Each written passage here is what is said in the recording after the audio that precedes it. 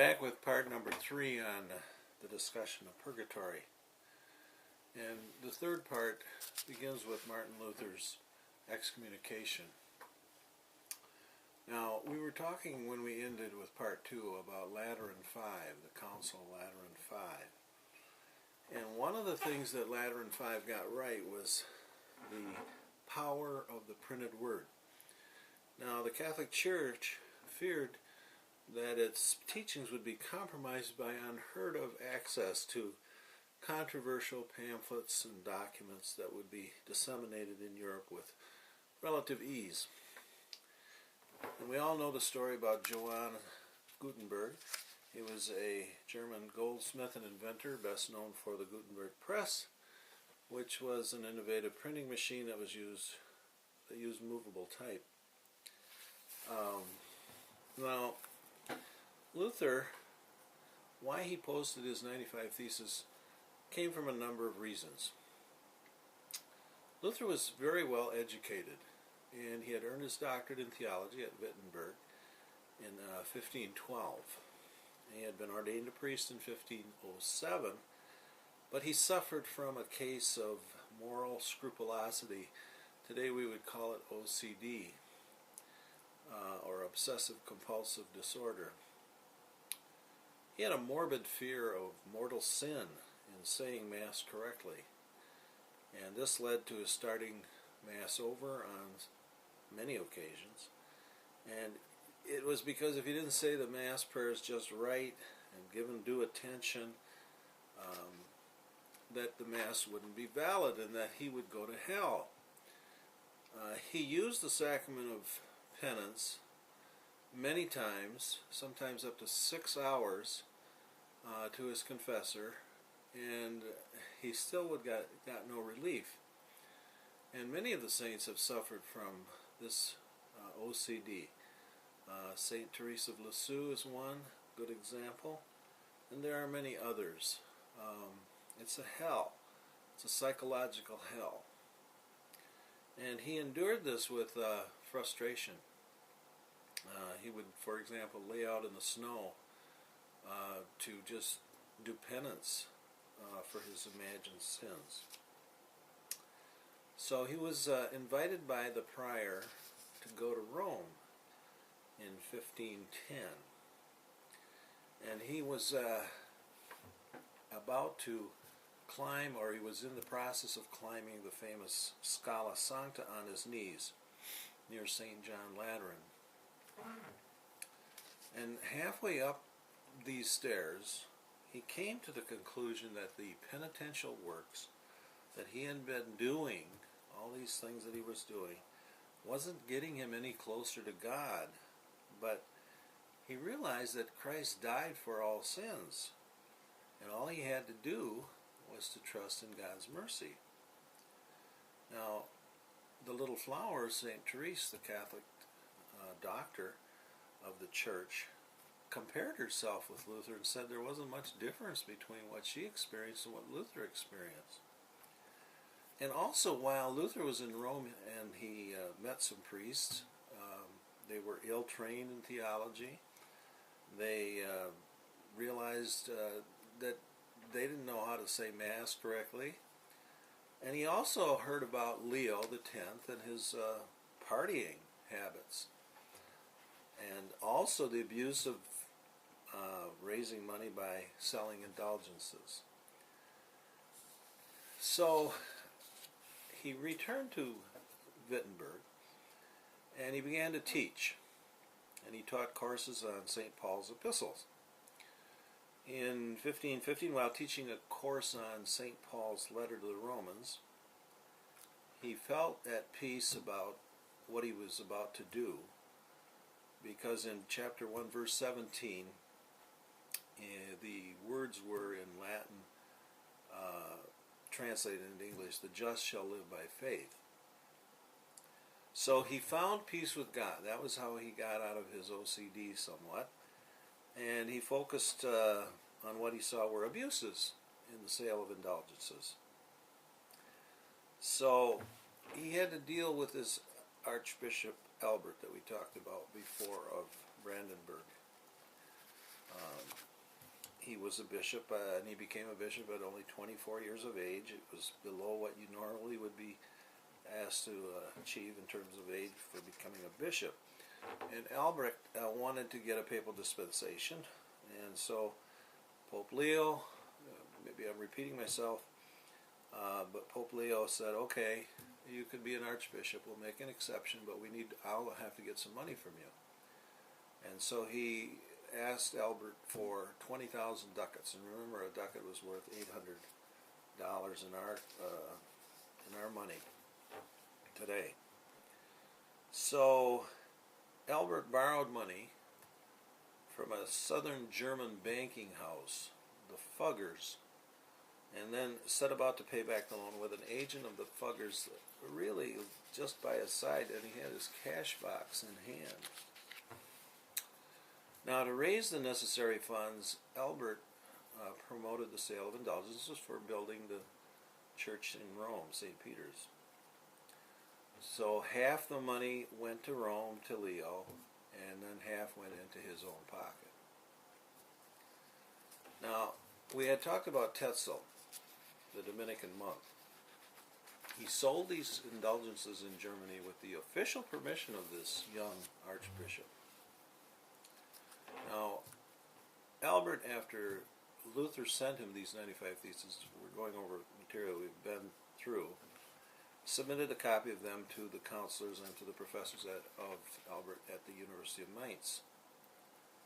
Now, the counselors were of the opinion that they were of an heretical nature, what Luther had put up to be discussed, and that proceedings against Luther should be taken. And this report, with a copy of the 95 Theses of Luther, was sent to Leo. Now, Leo, for all his faults, was reluctant to push this issue of excommunicating Luther. But it was about to become one of the worst and most serious crises that ever threatened the Catholic Church. And he failed to be a very good guide for the Church. He didn't recognize the gravity of the situation, nor the underlying causes of this revolt. And so he did warn Luther on June 15th in 1520. He sent a bull, which is like as we said, a statement, Exsurge Domine, that Luther, if he continued to discuss this, he risked excommunication. Unless he would recant, that is, Luther, 41 sentences drawn from the writings, including the 95 Theses, in a matter of 60 days. Well, Luther, rather than recanting, set fire to this bull on December 10th, 1520. And so, as a consequence, Luther was excommunicated by the Pope on January 3rd, 1521, in another bull called Decet Romanum Pontificem. Now, for the remainder of his personal history about Martin Luther and his hostility toward the papacy, I wrote a book on Luther, Table Talk with Martin Luther, published by Author House Press back in 2005. It's available on Amazon.com. And remember, he vacillated in the beginning about purgatory for once. For a while he was for it, and he thought it was legitimate. But we have to turn to Luther's small catechism. He wrote 2 catechisms. And in question 201 of Luther's small catechism, he answers the question, for whom should we pray? And he said we should pray for ourselves and for all other peoples, even for our enemies, but not for the souls of the dead. So that was his final word on purgatory. Now, Luther had a friend, Philip Melanchthon, and on several occasions, Luther and his friend Melanchthon appealed for this general council that had been in the Council of Constance, had decided between the 3 papal claimants. There the council took over and got rid of all 3 and then appointed a 4th one. But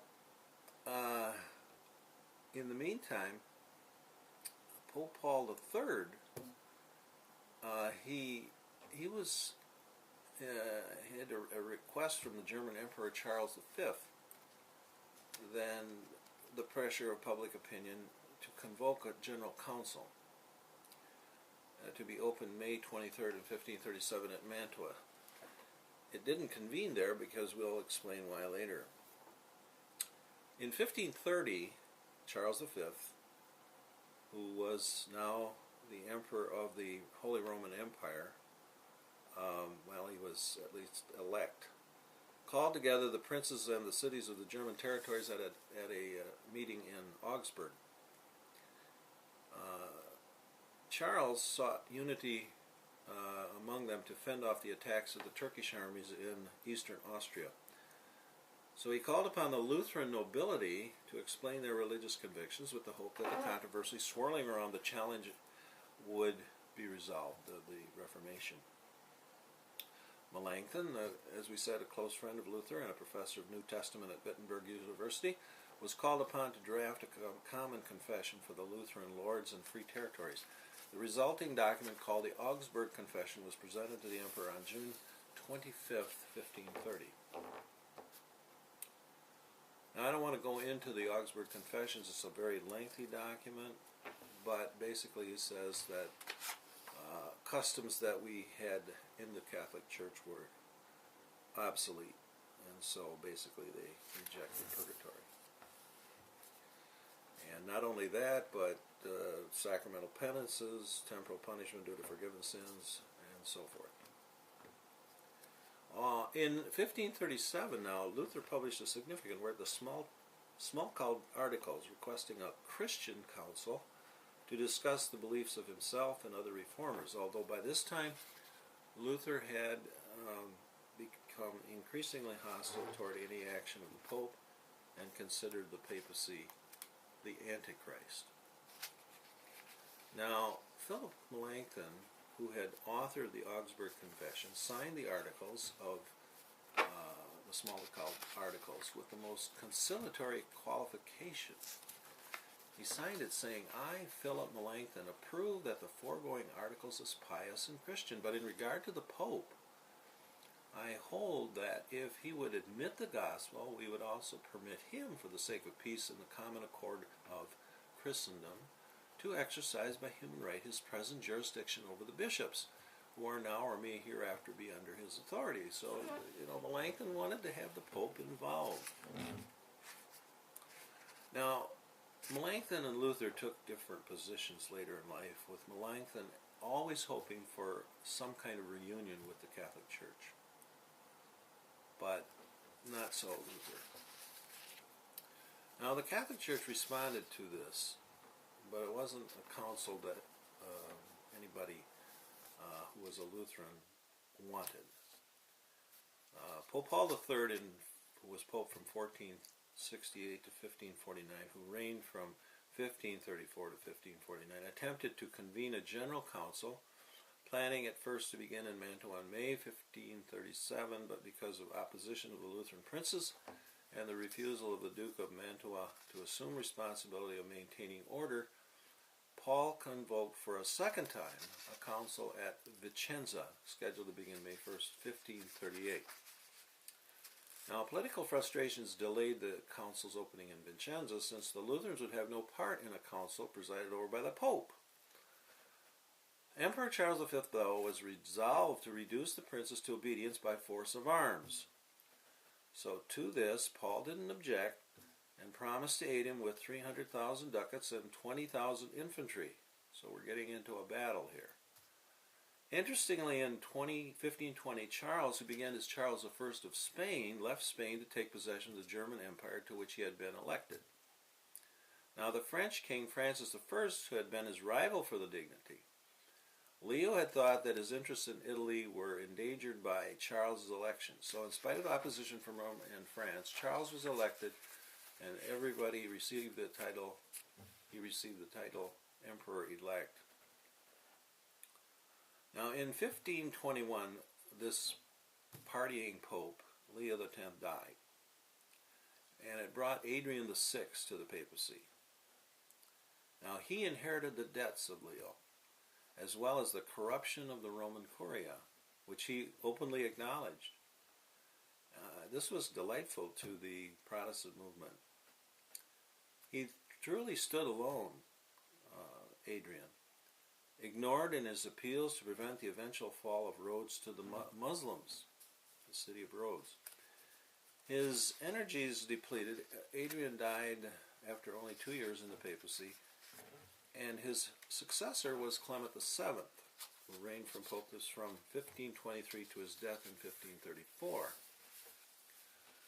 Now, if there was a weaker pope in time of multiple crises within the church, it would be difficult to name one.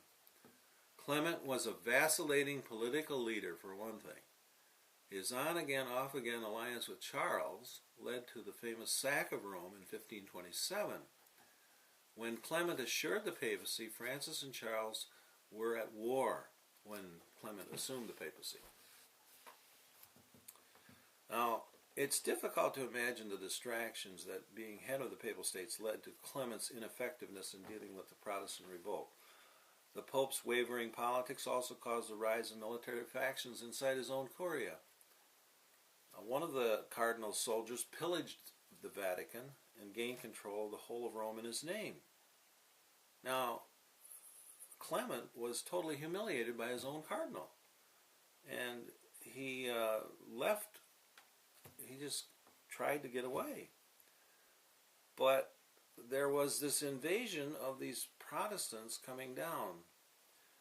They were called a Landsknecht, a very large portion of whom had been followers of Luther, and they really got out of hand.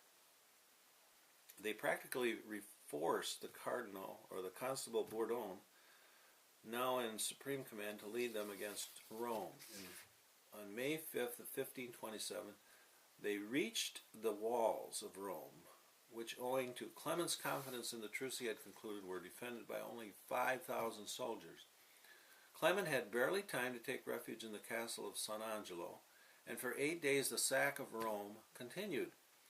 After the execution of 1,000 defenders the pillage began. Churches and monasteries, but also palaces of prelates and cardinals were destroyed and robbed. Nuns and other women were raped. Surviving men and women were tortured and killed. Even cardinals had to pay to save their riches from invading mercenaries. Now, get back to Charles. Is it possible he was getting even with the Pope? We may say that he was not really aware of the horrors which took place, but he should have had an idea of what mostly Protestant mercenaries under his authority might do. Still, he had no objection against Clement bearing the full consequence of his shifty diplomacy, and he allowed him to remain a virtual prisoner in that castle, San Angelo, for 7 months. After having bribed some soldiers, though, Clement escaped, disguised as a peddler, and took shelter in Orvieto and then in Viterbo. He came back to a depopulated and devastated Rome in October 1528. Before the end of July 1529, terms favorable to the Pope were arranged with Charles, and Clement therefore solemnly crowned Charles as emperor on February 24, 1530. And by whatever motives the pontiff was swayed, this settlement certainly had the effect of restoring Italy to a much-needed peace. Now we have another divergent path. Meanwhile, in England, in 1527, Henry VIII sought a divorce from Catherine of Aragon, whom he had married in 1509, with a dispensation from Julius II, following the Catherine's short-lived marriage to Henry's older brother Arthur, who had died. Now, Henry's representative went to Rome to seek an annulment of Julius II's dispensation, but since Clement was imprisoned and Henry's wife Catherine strongly objected to that idea, claiming that her brief marriage to Arthur had not been consummated, not much was accomplished.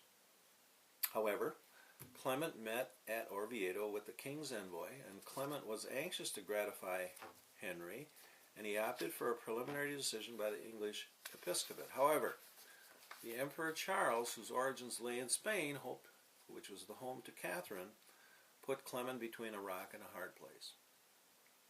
How far the Pope was influenced by Charles in his resistance, it is difficult to say, but it is clear that his own sense of justice tipped his vacillation toward the pleas of Queen Catherine. So Clement ultimately decided not to withdraw the dispensation granted by Julius, and so Henry followed Thomas Cromwell's suggestion, just throw off the papal supremacy and make himself the supreme head of his own religion. And so thus began the Anglican Church. Now, purgatory wasn't a priority during this chaotic state. Little thought was given by the popes to the issue of purgatory or to the rejection of it by the Lutherans in the Augsburg Confessions. This turmoil is well to remember as one looks at the eventual General Council, the Council of Trent. This Council of Trent, affirmed both what Leon II and Florence had stated about purgatory. In other words, purgatory just wasn't on the top of the list of Protestant heresies which would be evaluated and judged. So after the death of Pope Clement VII in 1534, Emperor Charles informed the newly elected Pope Paul that only the immediate summoning of a general council could bring about peace. He had always desired this, remember, and it became one of his principal aims, of which he never lost sight. So the Council of Trent finally opened December 13, 1545, and we have the final dogmatic statement of Trent on purgatory. It wasn't the first thing they talked about, it was near the end of this council. As a matter of fact, it started in 1545, and in 1563, it took that many years before finally in session 25, the Catholic Church reaffirmed the doctrine of purgatory.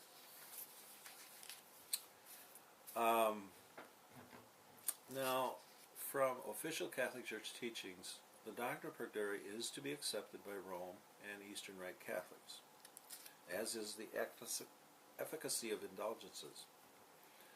And even in our Second Vatican Council, which I lived through, it recognizes a certain ordering of church dogma and its teachings called the Hierarchy of Truths in Chapter 2, Section 11 of Unitatis Redigenitarito, the Decree on Ecumenism. Now, indulgences continue in the Catholic Church, but buying and selling of indulgences came to a long overdue halt. But the belief in indulgences did continue in the Catholic Church, and so did the belief in the remission of temporal punishment to be satisfied in purgatory, or expiated by indulgences gained in this life for oneself or by the living for those in purgatory. Books were printed with papal formulas, or prayer formulas, listing the number of days or years of purgatorial time were removed. And so did plenary indulgences continue to be granted, the most famous of which in my lifetime, the Totius Quotius, that is a plenary indulgence you can gain for those in purgatory on All Souls Day. Now, there's a book that is called the Recolta. This was published by, still published by Athanasius Press in 2003. But that has those indulgences that grant days and years still in, but it's no longer accepted by the church. Now, there is a new book of indulgences, and even John Paul II weighed in on it. He said it's one of the most difficult things for the Catholic Church to defend, but he goes through a whole series of things, and he did this in an address on September 29th, 1999. So, one of the things he says, at first sight, to speak of punishment after sacramental forgiveness might seem inconsistent, he said. And that's a problem for a lot of people. Why, if you go to confession, is there anything left for you to suffer in purgatory for? If you're forgiven, you're forgiven. But there is that temporal punishment the Catholic Church still believes in. Now these papal addresses that the Pope gives, and Francis gives those, and Benedict did, many others of the popes, they give general audiences. They're not infallible, but they contain a certain authoritative character. It's from the Pope, obviously. So it does seem inconsistent in the sacrament of reconciliation that it removes the guilt of sin by confession of the sins. One would think that the sacrament would suffice for complete reunion with God. Yet as one leaves church with penance performed, there is a little sticky note on your back with the reminder that you're not quite finished with God's justice. Temporal punishment still has to be taken care of in this life or the next. Now we have other sources we could look at, private revelations on purgatory, for example at Lourdes, and Fatima, and many others where purgatory is described, and it's a horrible place, really, kind of almost like Dante's Divine Comedy. The popes have visited these places. John Paul II went to Fatima, he went to Lourdes, he kind of gave a blessing to those places and to those revelations. And we do celebrate the Feast of Our Lady of Lourdes, and there are these other feasts that we celebrate, St. Faustina, all of these saints that just St. John Vianney, the parish priest, is the patron of parish priests. So let's just take Lourdes for a while. I was at Lourdes, as I said. In any case, there's a curiosity about what Mary confided to the visionaries. There was one at Lourdes, Bernadette. I visited there in 2006, as I said before, and they gave an indulgence for visiting Lourdes. Benedict did, and so did John Paul II. Now, the question of Mary comes up in this because here we have Mary appearing to Bernadette Soubirous, and then we have Mary appearing to the three children at Fatima.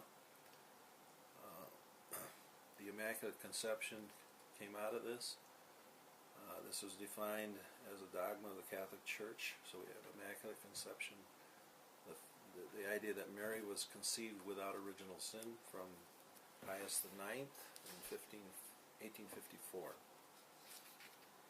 Now, as a Catholic, even though I personally believe in these revelations, these private revelations, no Catholic is required to believe in any of these.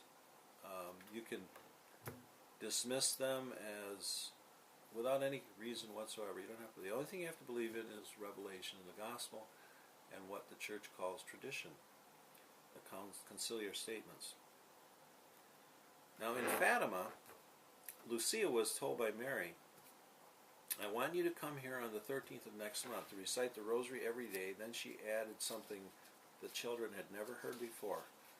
After the Gloria Patri, or the glory to the Father, of each decade you will say, O my Jesus, forgive us our sins, deliver us from the fires of hell, have pity on the souls in purgatory, especially the most abandoned.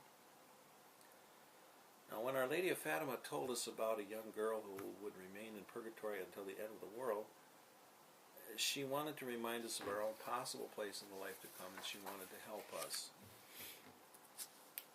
Today, indulgences are very simple. The best reference is this book, The Manual of Indulgences, and I have a copy of it. The United States Catholic Bishops publishes this, and it's available at Catholic bookstores and available at various online stores like Amazon. So in this new, not the Recolta, but this new Manual of Indulgences, gone are the days of indulgence in terms of days, months, or years. But there are still partial and plenary indulgences, and this is explained very clearly in the manual. Now, I'll give you a very simple way that you can gain a partial indulgence. You can gain a partial indulgence in the Catholic Church by saying a prayer, doing some good works, being kind to your neighbor, I would say even being kind to your pets. They're made in God's image to a certain degree. So that's one way of gaining a partial indulgence.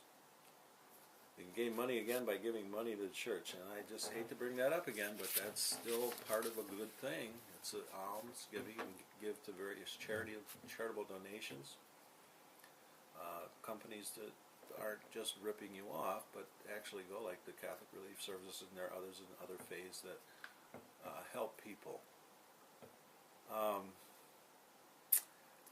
want to just go back to the New Testament. In the two Gospels, Jesus, in Matthew and Luke, when he's on the cross, he's confronted with a request from a disciple, about this person on the cross. Remember that the good thief, as he's called, Jesus says to him, "This day you will be with me in paradise." So it looks like, from Jesus' own words to the thief on the cross, to the person that was on the cross with him, that he skipped purgatory. So you got to wonder whether, and you also have the quote in the Gospels that Jesus says, somewhat hyperbolically, "Let the dead bury the dead." So in Matthew 8, chapter 8, verses 21 and 22, his disciple says, "Lord, let me go first and bury my father." But Jesus said, "Follow me and let the dead bury their dead." And to another he said, "Follow me," but he replied, "Let the dead bury their dead." That's in Luke as well. So, how do I view purgatory? Do I think I'm going there? I don't really want to go there. It's like I'm on this outside of it. It's cold right now. It's 16 below this morning here in Michigan, and it's in March. And if I were outside and I was a kid, and my father was inside, and I was knocking on the door to get in, do you think I'd really want to leave him out there any longer than, to freeze to death? I think I'd bring him in right away. Prodigal son, story of that. If you want references to what we've presented in the 3 sessions on purgatory, you can get those from my book, Purgatory, An Historical and Contemporary Analysis, and I have it back here. I hope you've seen it.